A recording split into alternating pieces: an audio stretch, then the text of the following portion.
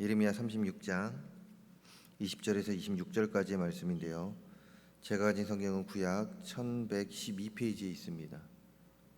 구약 1111쪽 예레미야 36장 20절에서 26절까지의 말씀, 우리 한 절씩 교독으로 읽고 26절은 합독하도록 하겠습니다. 36장 20절입니다. 그들이 두루마리를 서기관 엘리사마의 방에 두고 뜰에 들어가 왕께 나아가서 이 모든 말을 왕의 귀에 아뢰니 여우디를 보내어 두루마리를 가져오게 하매 여우디가 서기관 엘리사마의 방에서 가져다가 왕과 왕의 곁에서 모든 고관의 귀에 낭독하니 그때는 아홉째 달이라 왕이 겨울 궁전에 앉았고 그 앞에는 불피운 화로가 있더라. 여우디가 서너 쪽을 낭독하면 왕이 칼로 그것을 연하게 베어 화로 불에 던져서 두루마리를 모두 태웠더라. 왕과 그의 신하들이 이 모든 말을 듣고도 두려워하거나 자기들의 옷을 찢지 아니하였고 엘라단과 들라야와 그마랴가 왕께 두루마리를 불사르지 말도록 아뢰어도 왕이 듣지 아니하였으며. 함께 읽겠습니다. 왕의 아들 여라무엘과 이스라엘 아들 아비엘의 아들 셀랴마에게 명령하여 서기관 바룩과 선지자 예레미야를 잡으라 하였으나 여호와께서 그들을 숨기셨더라. 아멘.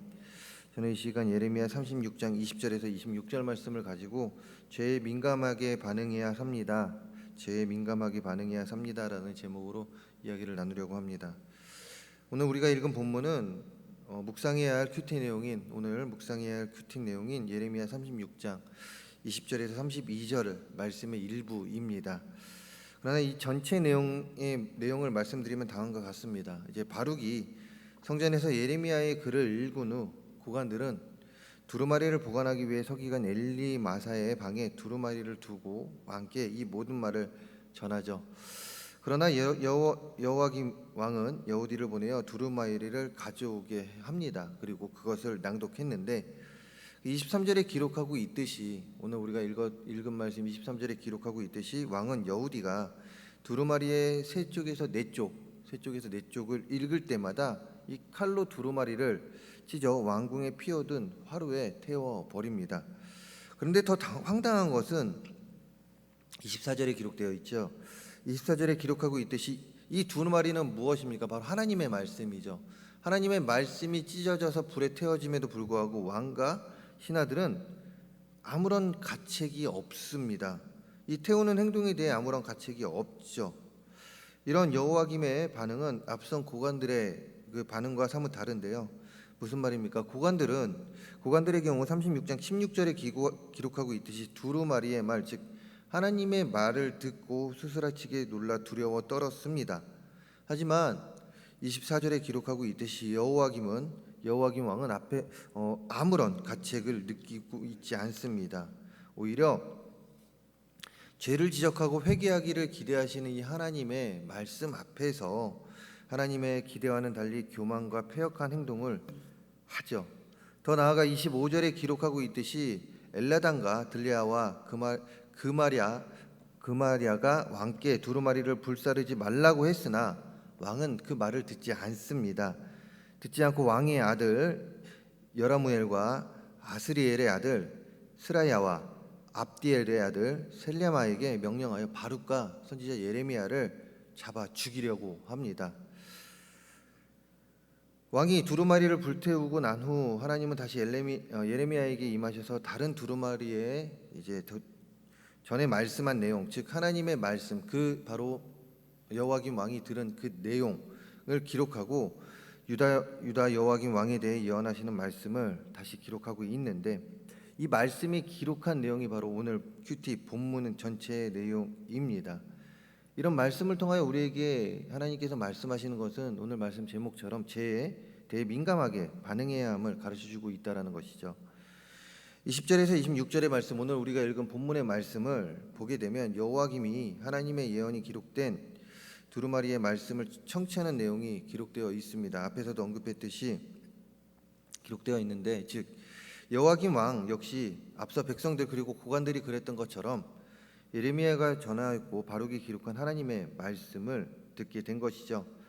그러나 이 말씀을 들은 여호와김 왕의 반응은 어떠했다고 했습니까? 아무런 반응이 없다고 하지 않았습니까? 오히려 칼로 이 말씀을 찢어버렸다라고 하지 않았습니까? 칼로 찢어버리고 태워버렸습니다. 그것도 모자라 예레미야와 바룩을 잡아서 죽이려고 하였습니다. 그렇다면 여호와김 왕은 왜 이런 행위를 했냐 이것이죠. 여호와김 왕은 왜 이런 행위를 했을까요? 그가 죄가 없고 아무 꺼릴 것이 없기 때문에 이런 행동을 하였을까요? 아니면 하나님의 말씀이 자기와 전혀 상관이 없는 말이기에, 아니면 여호와김 왕이 하나님을 몰랐기에 그냥 하나님의 말씀을 들었을 때 이게 무슨 말씀이야 하고 그 말씀을 찢어버리고, 그리고 또한 자기에게 좋지 않은 말을 한 그 말을 들어서 기분이 나빠서 바룩과 예레미야를 잡아다 죽이라고 한 것일까요? 그렇지 않습니다. 사실 이 예언의 말씀, 이 두루마리의 말씀은요, 이 말씀을 가장 직접적으로 들어야 할 대상은 바로 여호와김 왕이었습니다. 그럼에도 불구하고 그가 오늘 말씀에서와 같이 반응한 것은 그가 죄에 찌들어 죄를 죄로 알지 않았기 때문에 그런 것이죠. 즉 계속해서 죄를 짓다 보니 이것이 너무나도 당연한 것입니다. 자신이 하는 행동이 하나님의 말씀에 비추어 보았을 때는 죄였지만 자신 스스로가 생각했을 때는 이건 너무나도 당연한 일인 거예요. 그러다 보니 말씀이 있음에도 불구하고 자신이 합리화합니다. 자신의 죄에 대해 합리화하다 보니 어떠합니까? 하나님의 말씀이 있음에도 불구하고 내가 뭘 잘못했어? 하나님의 말씀이 있음에도 불구하고 내가 뭘 잘못했어? 했던 것이죠. 결국 이 일로 여호와김 왕에게 돌아간 것은 무엇입니까? 바로 30절과 31절의 말씀에 기록되어 있는데요. 성경 갖고 계신 분들 우리 함께 읽어보도록 하겠습니다. 우리 예레미야 36장 30절에서 31절의 말씀 우리 함께 읽어보도록 하겠습니다. 30절입니다. 그러므로 여호와께서 유다의 왕 여호와김에 대하여 이와 같이 말씀하시니라. 그에게 다윗의 왕위에 앉을 자가 없게 될 것이요 그의 시체는 버림을 당하여 낮에는 더위 밤에는 추위를 당하리라. 또 내가 그와 그의 자손과 신하들을 그들의 죄악으로 말미암아 벌할 것이라. 내가 일찍이 그들과 예루살렘 주민과 유다 사람에게 그 모든 재난을 내리라 선포하였으나 그들이 듣지 아니하였으니라. 아멘. 죄에 대해 민감하게 반응하지 못했던 여호와김 왕은 자신의 행동으로 인하여 30절과 31절에 기록하고 있듯이 철저한 파멸과 수치스러운 심판을 받았습니다. 계속해서 그 민감하지 못했던 그 반응, 그 일로 인하여 여호와김 왕은 정말 수치를 당했다 이것이죠. 현실의 환경이 그래서일까요? 많은 그리스도인들이 여호와김 왕과 같은 죄에 대해 민감하게 반응치 못한 모습을 보이고 있습니다. 죄에 대해 타협하며 살아가고 있습니다. 무엇입니까? 하나님의 말씀이 있음에도 불구하고 내가 뭘 잘못했어? 이것은 죄가 아니야 라고 합리화하며 살아간다라는 것이죠. 그러면서 여호와김 왕과 같은 실수를 합니다. 우리 그리스도인도 사람인지라 불완전한 존재인지라 죄를 짓지 않고 살 수는 없습니다.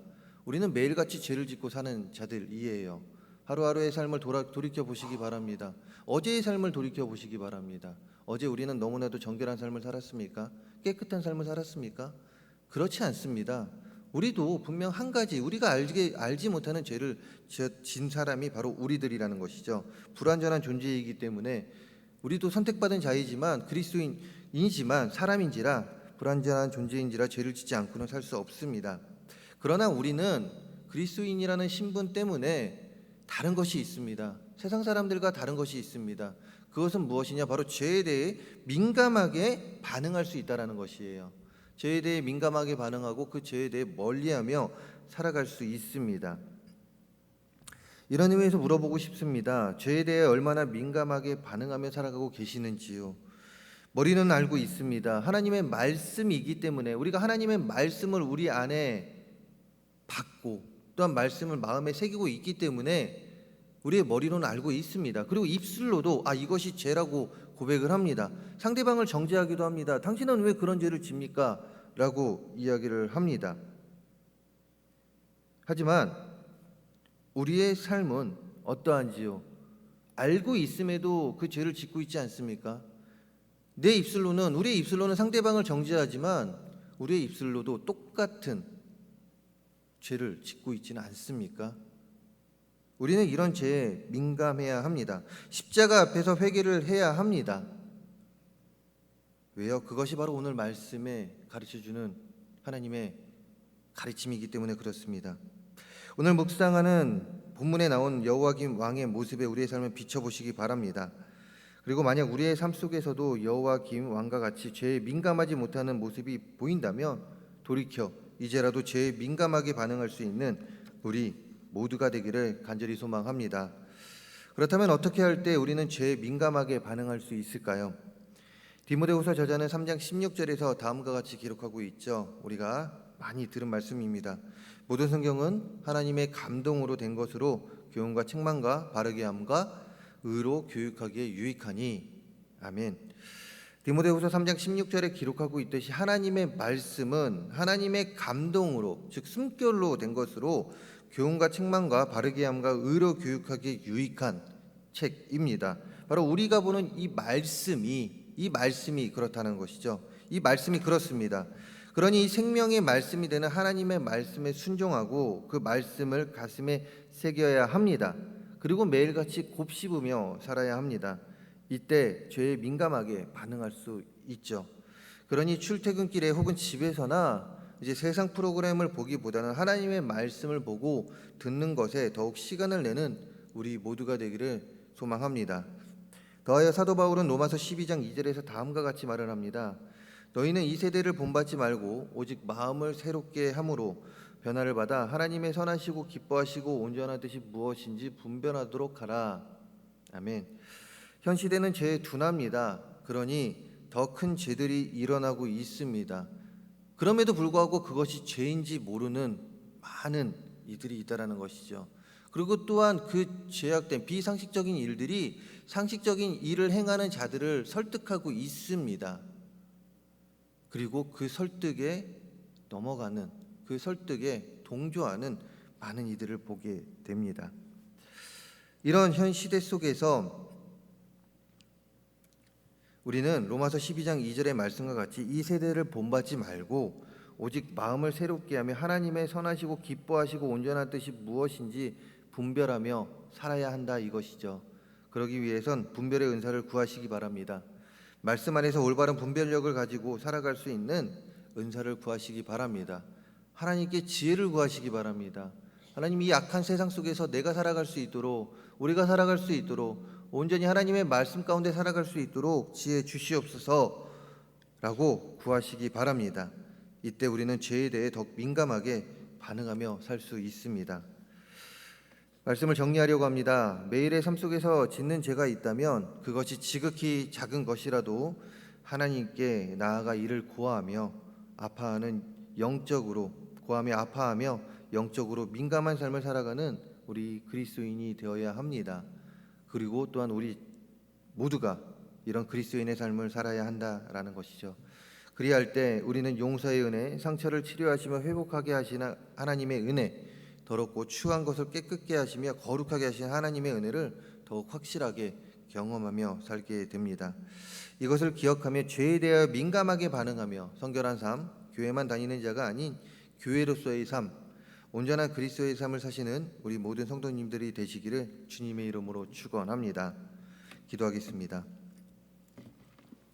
하나님, 우리의 매일의 삶을 돌아볼 때 얼마나 많은 죄악들을 짓고 사는지 모르겠습니다. 그러나 우리는 세상과 다른 하나님께 택함받은 백성입니다. 이 죄에 민감하게 반응하며 살아갈 수 있도록 도와주시옵소서. 그리하여 거룩한 백성, 거룩한 신부, 하나님 앞에 부끄러움이 없는 모습으로 매일매일을 살아갈 수 있는 우리 모두가 될 수 있도록 도와주시옵소서. 하나님의 자녀로서 세상의 본이 되는 삶을 살아가는 우리 모두가 되게 하여 주시옵소서. 작은 죄악이라도 회개할 수 있는 우리가 되게 하여 주시고 또한 멀리하며 살아가는 우리 모두가 되게 하여 주시옵소서. 시간 아름다운 예물 드리는 손길들 또한 기억하여 주사 그 예물 기뻐 받아 주시고 이 예물을 통하여 하나님 나라 건설 앞장 쓰여지는 귀한 예물들 되게 하여 주시옵소서. 오늘도 말씀 안에서 승리하는 우리 모두가 되게 하여 주시고 하나님의 이름 아래서 기뻐하고 즐거워하는 오늘 하루의 삶이 되게 하여 주시옵소서. 이 모든 말씀 예수 그리스도의 이름으로 기도합니다. 아멘.